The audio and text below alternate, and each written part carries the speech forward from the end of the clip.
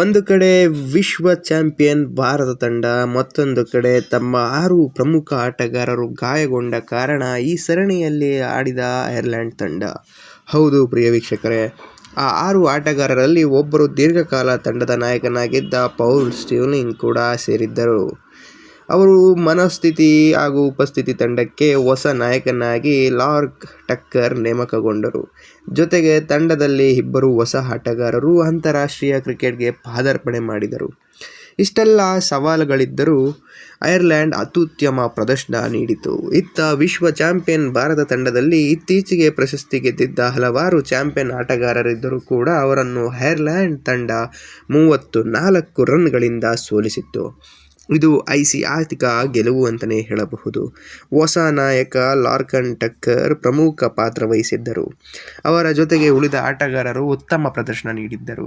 ಆರಂಭದಲ್ಲೇ ಪವರ್ ಪ್ಲೇನಲ್ಲಿ ಕೆಲವು ವಿಕೆಟ್ಗಳನ್ನು ಕಳೆದುಕೊಂಡಿದ್ದ ಭಾರತ ತಂಡವನ್ನು ಅದ್ಭುತವಾಗಿ ಸೋಲಿಸಲು ಯಶಸ್ವಿಯಾದಂಥ ಐರ್ಲೆಂಡ್ ನಾಯಕ.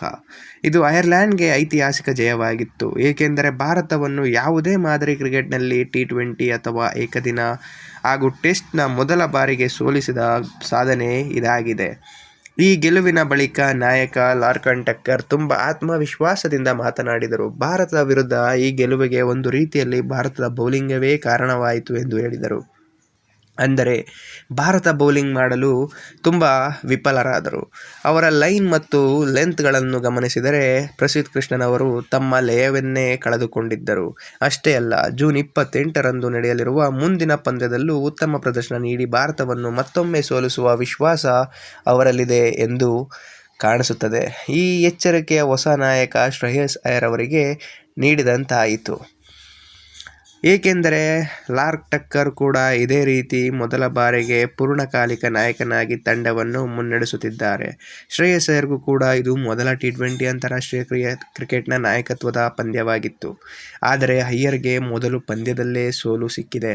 ಟಕ್ಕರ್ ಮೊದಲ ಪಂದ್ಯದಲ್ಲೇ ಐತಿಹಾಸಿಕ ಗೆಲುವು ದಾಖಲಿಸಿದ್ದಾರೆ. ಗೆಲುವಿನ ಬಳಿಕ ಲಾರ್ಕ್ ಟಕ್ಕರ್ ಹೇಳಿದ್ದೀಗಿದೆ, ಇದು ನನಗೆ ತುಂಬ ವಿಶೇಷ ಗೆಲುವು.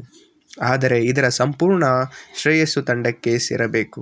ಪಂದ್ಯದಲ್ಲಿ ಅನೇಕ ಕಠಿಣ ಕ್ಷಣಗಳು ಬಂದವು, ಆದರೂ ನಾವು ಹೋರಾಟ ಬಿಟ್ಟಲಿಲ್ಲ. ಕೊನೆಗೆ ಅದರ ಫಲ ಸಿಕ್ಕಿತು. ಅವರು ಮುಂದುವರೆದರು.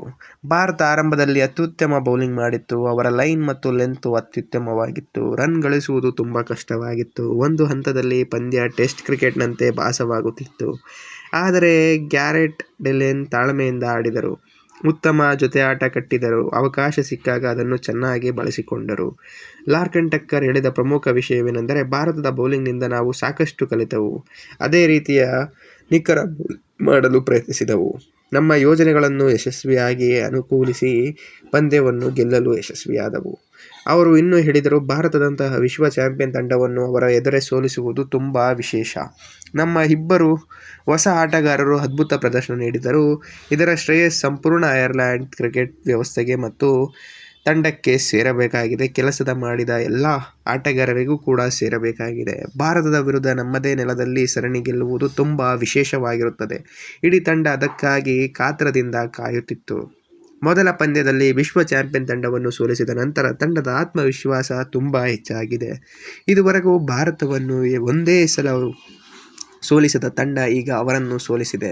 ಅದರಿಂದ ಲಾರ್ಕ್ ಟಕ್ಕರ್ ಮುಂದಿನ ಪಂದ್ಯದಲ್ಲಿ ಗೆದ್ದು 2-0 ಅಂತರದಿಂದ ಸರಣಿ ವಶಪಡಿಸಿಕೊಳ್ಳುವ ಗುರಿಯಲ್ಲಿದ್ದಾರೆ. ಈಗ ಪಂದ್ಯದ ಸ್ಕೋರ್ ಕಾರ್ಡ್ ಬಗ್ಗೆ ನೋಡೋಣ. ಈ ಪಂದ್ಯದಲ್ಲಿ ಐರ್ಲೆಂಡ್ ಇಷ್ಟೊಂದು ಅದ್ಭುತವಾಗಿ ಮರಳಿ ಬಂದಿದ್ದು ಭಾರತವನ್ನು ಸೋಲುತ್ತದೆ ಎಂಬ ಬಹುತೇಕ ನಿರೀಕ್ಷೆ ಇರಲಿಲ್ಲ.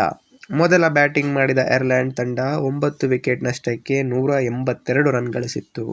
ನಾಯಕ ಲಾರ್ಕ್ ಟಕ್ಕರ್ 36 ಎಸೆತಗಳಲ್ಲಿ 50 ರನ್ ಗಳಿಸಿದ್ದರು. ಗಿರಿರಾಜ್ 32 ಎಸೆತಗಳಲ್ಲಿ 49 ರನ್ ಗಳಿಸಿದ್ದು ತಂಡಕ್ಕೆ ಉತ್ತಮ ಬೆಂಬಲ ನೀಡಿದ್ದರು. ಭಾರತದ ಬೌಲರ್ಗಳು ಒಟ್ಟಾರೆ ದುಬಾರಿಯಾದರು. ಹರ್ಷಿತ್ ರಾಣಾ 3 ವಿಕೆಟ್ ಪಡೆಯುವಲ್ಲಿ ಯಶಸ್ವಿಯಾದರು ಹಾಗೂ ಹರ್ಷದೀಪ್ ಸಿಂಗ್ 2 ವಿಕೆಟ್ ಪಡೆಯುವಲ್ಲಿ ಯಶಸ್ವಿಯಾದರು. ಆದರೆ ಒಟ್ಟಾರೆಯಾಗಿ ಬೌಲಿಂಗ್ ಘಟಕ ದುಬಾರಿಯಾಯಿತು. 183 ರನ್ಗಳ ಗುರಿಯನ್ನು ಬೆನ್ನಟ್ಟಿದ ಭಾರತ ಆರಂಭದಲ್ಲೇ ಕುಸಿತ ಬಿತ್ತು. ಒಬ್ಬನೇ ಬ್ಯಾಟರ್ ಅಭಿಷೇಕ್ ಶರ್ಮಾ ಮಾತ್ರ ಮಿಂಚಿದರು. ಅವರು ಕೇವಲ 19 ಎಸೆತಗಳಲ್ಲಿ 50 ರನ್ ಗಳಿಸಿದ್ದರು ಮತ್ತು 20ನೇ ಎಸೆತದಲ್ಲಿ ಔಟ್ ಆದರು. ಅಭಿಷೇಕ್ ಹೊರತುಪಡಿಸಿ ಬೇರೆ ಯಾರೂ ದೊಡ್ಡ ಇನ್ನಿಂಗ್ಸ್ ಆಡಲಲ್ಲಿ ಯಶಸ್ವಿಯಾಗಲಿಲ್ಲ. ಶಿವಮ್ ಡುಬೆ ಅವರು ಕೂಡ 14 ಎಸೆತಗಳಲ್ಲಿ 25 ರನ್ ಗಳಿಸಿದರು. ಆದರೆ ಉಳಿದ ಎಲ್ಲ ಬ್ಯಾಟರ್ಗಳು ವಿಫಲರಾದ ಕಾರಣ ಭಾರತ ಒಟ್ಟಾರೆ 148 ರನ್ಗಳಿಗೆ ಆಲ್ಔಟ್ ಆಯಿತು. ಐರ್ಲೆಂಡ್ ಬೌಲಿಂಗ್ನ ಪಾದಾರ್ಪಣೆ ಮಾಡಿದ ಮ್ಯಾಥ್ಯೂ ಹ್ಯಾಲಂಡ್ 28 ರನ್ನಲ್ಲಿ ನೀಡಿ 3 ವಿಕೆಟ್ ಪಡೆದರು. ಆಫ್ರೀಸ್ 38 ರನ್ ನೀಡಿ 3 ವಿಕೆಟ್ ಕಬಳಿಸಿದರು. ಇದರ ಪರಿಣಾಮವಾಗಿ ಐರ್ಲೆಂಡ್ 34 ರನ್ಗಳಲ್ಲಿ ಐತಿಹಾಸಿಕ ಗೆಲುವು ದಾಖಲಿಸಿತು. ಈ ಜಯದೊಂದಿಗೆ ಐರ್ಲೆಂಡ್ ಇತಿಹಾಸ ನಿರ್ಮಿಸಿದೆ. ಈಗ ಅವರಿಗೆ ಮತ್ತೊಂದು ದಾಖಲೆ ಮಾಡುವ ಅವಕಾಶವೂ ಕೂಡ ಇದೆ. ಮುಂದಿನ ಪಂದ್ಯವನ್ನು ಗೆದ್ದರೆ ಭಾರತ ಮೊದಲ ಬಾರಿಗೆ ಯಾವುದೇ ಸರಣಿಯಲ್ಲಿ ಸೋಲಿಸದ ತಂಡವಾಗುವುದರ ಜೊತೆಗೆ 2-0 ಅಂತರದಲ್ಲಿ ಕ್ಲೀನ್ ಸ್ವೀಪ್ ಮಾಡಿದ ಐತಿಹಾಸಿಕ ಸಾಧನೆಯನ್ನು ಕೂಡ ಅವರ ಹೆಸರಲ್ಲಿ ನೇಮಕ ಮಾಡಿಕೊಳ್ಳಬಹುದು. ನಿಮ್ಮ ಅಭಿಪ್ರಾಯವೇನು? ನಿಮ್ಮ ಅನಿಸಿಕೆಗಳು? ಟೀಮ್ ಇಂಡಿಯಾದ ಮುಂದಿನ ಪಂದ್ಯ ಬಲವಾಗಿ ಮರಳುತ್ತದೆಯೋ? ತಂಡದ ಬದಲಾವಣೆಗಳು ಮಾಡಬೇಕೇ? ಅಥವಾ ಐರ್ಲೆಂಡ್ ಮತ್ತೊಮ್ಮೆ ಅದೇ ರೀತಿ ಪ್ರಭಾವಿ ಪ್ರದರ್ಶನ ನೀಡಿ ಭಾರತವನ್ನು ಮತ್ತೆ ಸೋಲಿಸಬೇಕೇ? ನಿಮ್ಮ ಅಭಿಪ್ರಾಯವನ್ನು ಕಮೆಂಟ್ ಮೂಲಕ ತಿಳಿಸಿ.